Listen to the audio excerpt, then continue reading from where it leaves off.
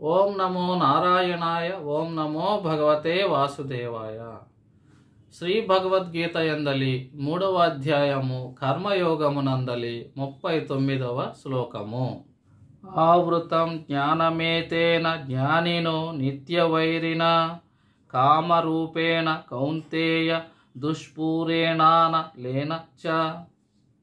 ఈ శ్లోకము యొక్క తెలుగర్థము: ఓ అర్జున, కామము అగ్నితో సమానమైనది, అగ్ని వంటిది, అది ఎన్నటికి చల్లారదు.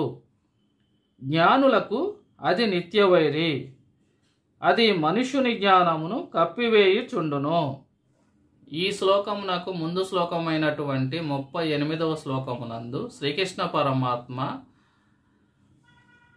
పొగచే అగ్ని, ధూళిచే అద్దము, మావిచే గర్భము ఏ విధంగా కప్పివేయబడి ఉంటుందో అదే విధముగా కామము చేత జ్ఞానం అనేది ఆవృతమై ఉంటుంది అనేటటువంటి విషయాన్ని తెలిపినారు. దానిని నేను ఆ శ్లోకమునందు వివరించి చెప్పడం జరిగినది. ఈ శ్లోకమునందు శ్రీకృష్ణ పరమాత్మ ఈ కామం అనే దానిని అగ్నితో పోల్చి చెప్పుచూ ఉన్నారు. కామం అనేది అగ్ని వలె ఎన్నటికీ చల్లారదు అనే విషయాన్ని తెలుపుచూ ఉన్నారు. కామము అనగా పూర్వ శ్లోకమునందు మనము ఒక స్త్రీకి పురుషునికి మధ్య కలిగినటువంటి సెక్సువల్ కోరిక మాత్రమే కాదు, మనిషిలో ఉన్నటువంటి కోరికలన్నీ కూడా కలుపుకొని కామం అని అంటారని తెలుపడం జరిగినది. అలాంటి కోరికలు కలిగిన కామం అగ్నితో సమానము, అది ఎన్నటికీ చల్లారదు అని శ్రీకృష్ణ పరమాత్మ ఈ శ్లోకమునందు తెలుపుతూ ఉన్నారు. అగ్నితో ఎందుకు పోల్చడం జరిగినది? మనిషిలో ఉన్నటువంటి కోరికలే కామం అని మనము అనుకొనినాము.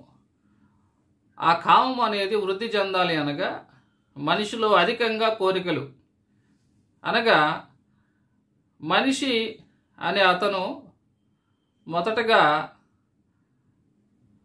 డబ్బును సంపాదించాలి అని అనుకున్నట్లయితే కొంత ధనాన్ని సంపాదిస్తాడు.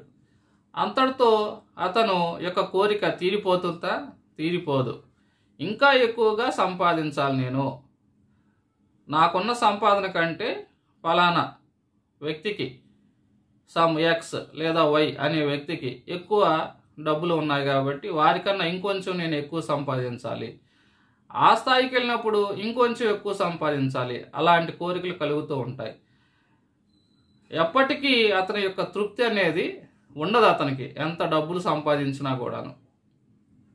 అలాగే గృహాలు, వస్తు వాహనములు, వాటి పట్ల అవి సంపాదించినా కూడాను ఇంకా సంపాదించాలి, ఇంకా లగ్జరీగా బతకాలి అనేటటువంటి కోరికలు ఉత్పన్నం అవుతూనే ఉంటాయి.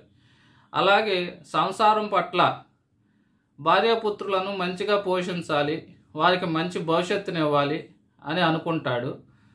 దానికోసం ధర్మ మార్గంలో సంపాదించినట్లయితే పర్వాలేదు, అధర్మ మార్గాల్లో సంపాదిస్తూ ఉంటాడు. వారికి మంచి భవిష్యత్తును కూడా ఇస్తాడు. ఇచ్చిన తర్వాత ఇంకా వారి యొక్క పిల్లలు, మనవాళ్ళకి, వాళ్ళందరికీ ఇంకా ఇంకా ఇంకా నేను చెయ్యాలి చెయ్యాలి చెయ్యాలి, ఒకదాని తర్వాత ఒకటి ఉద్యోగాలు వచ్చాయి, పెళ్లి చేయాలి, పెళ్లి చేసిన తర్వాత వారికి పుట్టిన పిల్లల కోసం, ఇలాగా అందరి కోసం కూడా తను ఆలోచిస్తూనే ఉంటాడు. ఆ కోరికలు అనేవి తగ్గవు. అలాగే స్త్రీపై ఉన్న వ్యామోహం కూడాను, అందమైన స్త్రీని అనుభవించాలనేటటువంటి ప్రధానమైన శత్రువు మనిషికి. ఆ వ్యామోహం కూడా ఉన్నటువంటి వారు చాలామంది ఉంటారు. ఆ వ్యామోహంతో కూడా చాలామంది పతనమైపోతూ ఉంటారు. ఆ కోరిక కలుగుతుంది, ఆ కోరిక, ఆ స్త్రీ వ్యామోహం స్త్రీని అనుభవించిన తర్వాత మరలా కోరిక చావదు, మరలా వృద్ధి చెందుతుంది. అలాగా స్త్రీ పట్ల, ధనం పట్ల, భార్యాపుత్రుల పట్ల, వీరందరి పట్ల కోరికలు అనేవి తన పట్ల, తన సుఖానికి కోరికలని కలుగుతూనే ఉంటాయి. ఎన్నటికీ తృప్తి ఉండదు అతనికి. దానినే శ్రీకృష్ణ పరమాత్మ అగ్నితో పోల్చి చెప్పడం జరిగినది. ఒక అగ్ని మండాలి అనగా, ప్రజ్వలిల్లాలి అనగా ఏమి కావాలి? ఒక వస్తువు మండే గుణం కలిగినటువంటి వస్తువు కావాలి. ఆ వస్తువుని ఉంచినప్పుడు ఆ వస్తువు కాలిపోతూ అగ్ని అనేది ప్రజ్వలిల్లుతుంది. ఆ వస్తువు అయిపోయిన తర్వాత ఆ మంట పెరగాలి అనగా ఇంకో వస్తువు వేయాలి. అలాగా మండే గుణం కలిగిన వస్తువులన్నిటిని కూడా మనం వేస్తూ ఉంటే ఆ మంట అనేది అలాగా పెరిగిపోతూనే ఉంటుంది. ఇక్కడ మనం వేసేటటువంటి వస్తువులు అనేవి కోరికలు. ఆ కోరికలు వస్తూనే ఉంటాయి మనిషిలో. మంటలోకి అగ్నిలోకి వస్తువులు వేసే కొలది ఆ అగ్ని ఎక్కువైపోతూ ఉంటుంది. అలాగే మనిషిలోకి కోరికలు వచ్చి చేరుతూ ఉండే కొలది కామం అనేది ఎక్కువైపోతూ ఉంటుంది. అది దానికి సంతృప్తి అనేది ఉండదు. అందుకనే శ్రీకృష్ణ పరమాత్మ అగ్నితో పోల్చి చెప్పటం జరిగినది. మండే గుణం కలిగిన వస్తువులన్నీ కూడా తనలో ఉన్న కోరికలు, మనిషిలో ఉన్నటువంటి కోరికలు, ఆ కోరికలు ఎక్కువగా ఉంటే కామం అనేది ఎక్కువగా ఉంటుంది. అలాగే వస్తువులు కూడా ఎక్కువగా మనం వేసినట్లయితే అగ్ని అనేది ప్రజ్వలిల్లుతూ ఉంటుంది, అధికంగా మండిపోతూ ఉంటుంది. అందుకనే ఈ కోరికలు అనేవి ఎక్కువగా ఉంటాయి ప్రతి మనిషిలోనూ. అందువలన కామం అనేది తగ్గదు. అదేవిధంగా వస్తువులు వేస్తూ ఉంటే మంట విపరీతంగా పెరిగిపోతూ ఉంటుంది అగ్ని అనేది. అది అన్నటికీ చల్లారదు. కాబట్టి అగ్నితో పోల్చి చెప్పటం జరిగినది శ్రీకృష్ణ పరమాత్మ. మనిషిలో ఉన్న కోరికల్ని, కామాన్ని అగ్నితోటి పోల్చి చెప్పటం జరిగినది. తరువాత జ్ఞాని అయినటువంటి వానికి ఈ కామం అనేది నిత్య వైరి అనగా శత్రువు వంటిది అని తెలపటం జరిగినది. ఇక్కడ జ్ఞాని అనగా ఎవరు, అజ్ఞాని ఎవరు అనే విషయాన్ని కూడా మనం విశ్లేషించుకోవాల్సి ఉన్నది. జ్ఞాని అనగా, ఇక్కడ జ్ఞాని అనే పదానికి మనం అర్థం తెలుసుకోవాలి అనగా, మనిషి అనుభవించేటటువంటి ఈ కోరికల వలన వచ్చేటటువంటి సుఖాలన్నీ కూడాను మనం చెప్పుకున్నాయి. స్త్రీ సుఖము, వస్తు వాహనాలు పొందటం వలన వచ్చే సుఖము, ధనాన్ని అధికంగా సంపాదించడం వలన వచ్చే సుఖము, భార్యాపుత్రు వల్ల వచ్చే సుఖాలు, వీటన్నీ కూడా అనిశ్చితాలు, శాశ్వతమైనవి కావు. ధనం సంపాదించాలి అని అనుకుంటాడు. ఒకవేళ సంపాదించకపోతే క్రోధం వస్తుంది, కోపం వస్తుంది. ఆ సంపాదన కోసము అడ్డదారులు దొక్కుతాడు, బాధలు పడతాడు. నేను చెప్పేది ధర్మబద్ధంగా కాకుండా చేసేటటువంటి మనిషి గురించి. అలాగే స్త్రీ వ్యామోహం, దానివలన మనుషులు ఎంత ఉన్నత స్థాయికి వెళ్ళిన అతను కూడాను వైరాగ్యం కలిగి ఈ మనిషి అనుభవించే సుఖదుఖాలన్నీ కూడా శాశ్వతమైనవి కావు. శాశ్వతమైనది నాలో ఉన్నటువంటి ఆత్మని నేను చూసుకోవటమే, నా యొక్క ఆత్మ సాక్షాత్కారం అనగా పరమాత్మని నేను దర్శించటమే. ఆ విధంగా నా ఆత్మను నేను దర్శించుకోగలిగినట్లయితే, నాలో ఉన్న పరమాత్మను దర్శించుకోగలిగినట్లయితే, నేనెవరినో నేను తెలుసుకోగలిగినట్లయితే మరి జన్మ అనేది నాకు ఉండదు. ఈ ప్రాపంచిక భోగాలన్నీ కూడాను, సుఖాలన్నీ కూడాను అనిశ్చితాలు, శాశ్వతమైనవి కాదు.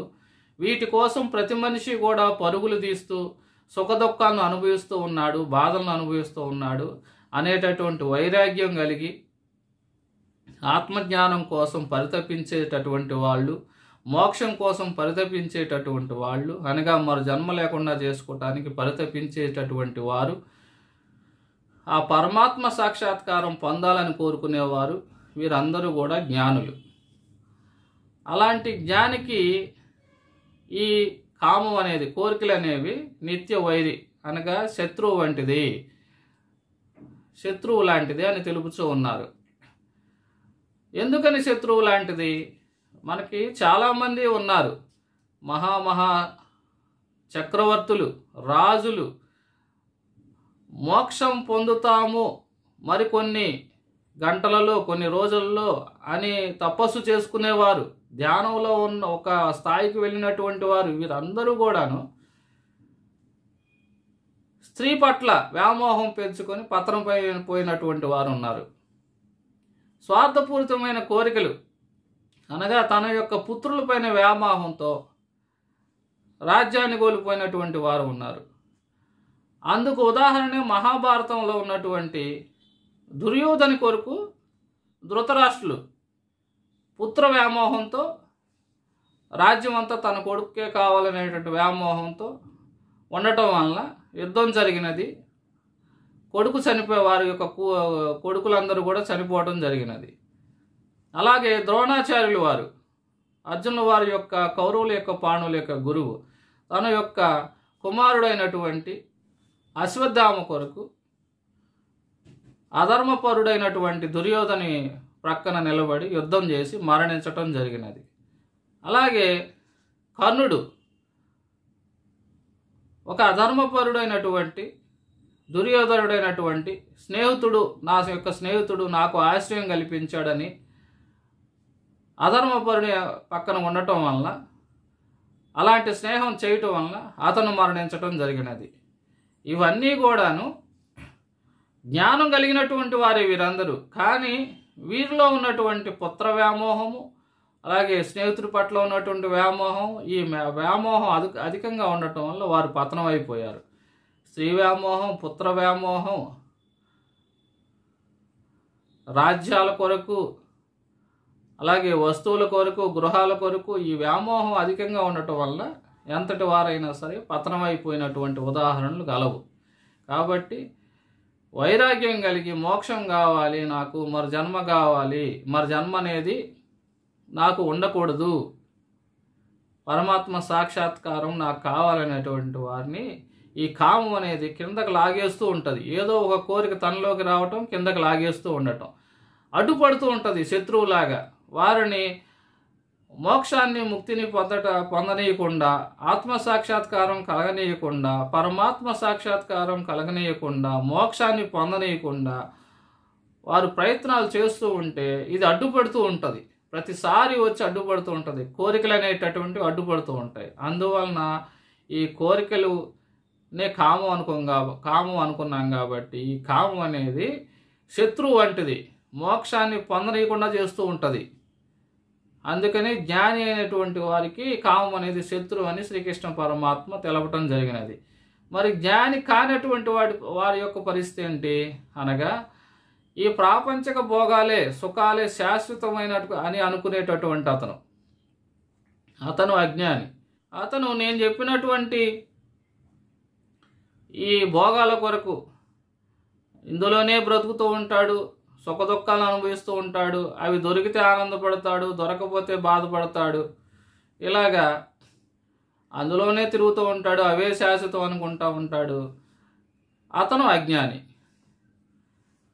కాబట్టి ఇక్కడ శ్రీకృష్ణ పరమాత్మ కామాన్ని అగ్నితో పోలుస్తూ, కోరికల్ని అగ్నితో పోలుస్తూ, జ్ఞానం కలిగినటువంటి అతను అనగా మోక్షం పొందాలి, మరి జన్మ లేకుండా చేసుకోవాలి, పరమాత్మ సాక్షాత్కారం నాకు కావాలనుకునే అతనికి ఈ కోరికలతో కూడినటువంటి కామం అనేది శత్రువు వంటిది అని ఈ శ్లోకం ద్వారా తెలుపటం జరిగినది. ఓం నమో నారాయణాయ, ఓం నమో భగవతే వాసుదేవాయ.